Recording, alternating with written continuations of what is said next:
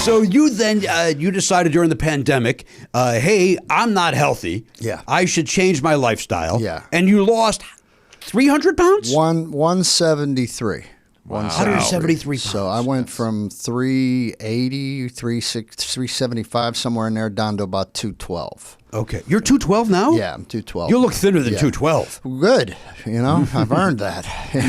Yeah. Like they let the air out of the balloon. But I was doing another show. I did a show after Mike and Molly called Bob Hart's Abishola. Which was very successful. Very sweet, lovely show. Yes. And the pandemic hit during that. We didn't have audiences. We were just taping, with just small camera groups and stuff like that.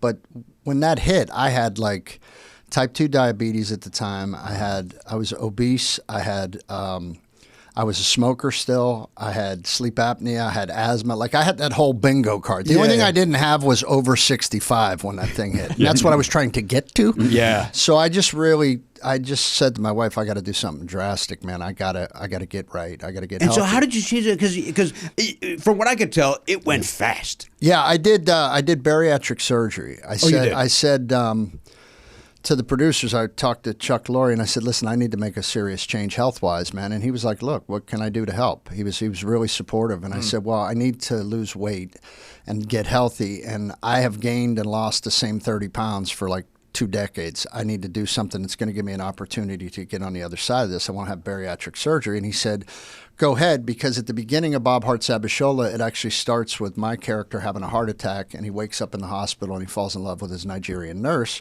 So he said, you're supposed to be getting healthy anyway. He goes, so we'll just kind of pencil that in, like, hey, looking good, Bob. You eating a salad, Bob?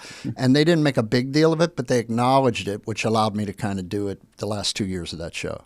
So just so I remember, because my memory is for shit. That's okay. Me too. When that program started, you were still Big Billy. I was down a little bit.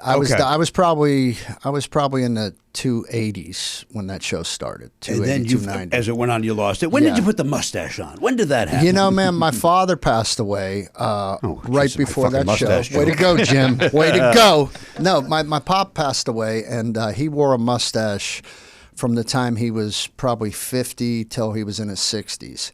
And the description of the character was a compression sock salesman from Detroit. And I thought every Midwest guy that I've ever met, siding guys, aluminum guys, all with the mustache. 100%. Hey, how you doing? No, you found somebody good. Don't look for somebody bad. So I thought, I'm going to put that on, and also kind of a little nod to my pop. Yeah. And so that's why I did it. And then I wore that. The show went for like 6 years. And then the very last episode, as soon as we wrapped, I came home and I walked in the house and my wife was like, shave it. I'm all done kissing the cactus and put the kid in college, get upstairs and shave that thing. So I did. Oh, did you cry? No, I was happy to get rid of it. You were glad to get rid of it. I was ready, yeah.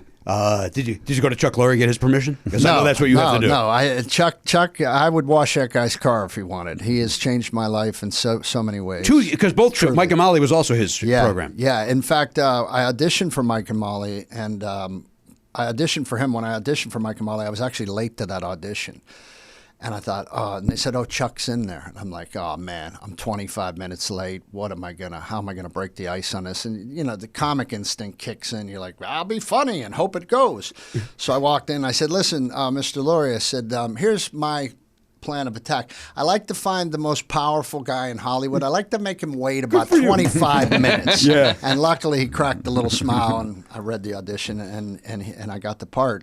And then about 2 years after Mike and Molly, he called me up and he goes, I got another idea. He goes, I need a guy with your heart. And he said, I have an idea for a guy who's a compression sock salesman from Detroit who falls in love with a Nigerian nurse, and he has to make his way into her culture so he can win her heart. And I was like, what time we start, man? Yeah. I'm in. That guy he knows how to do it. So I just trust completely. And I was blessed enough to get 2. I don't know how that happened. Yeah. I don't know how that happened. Yeah, because you're not good. No.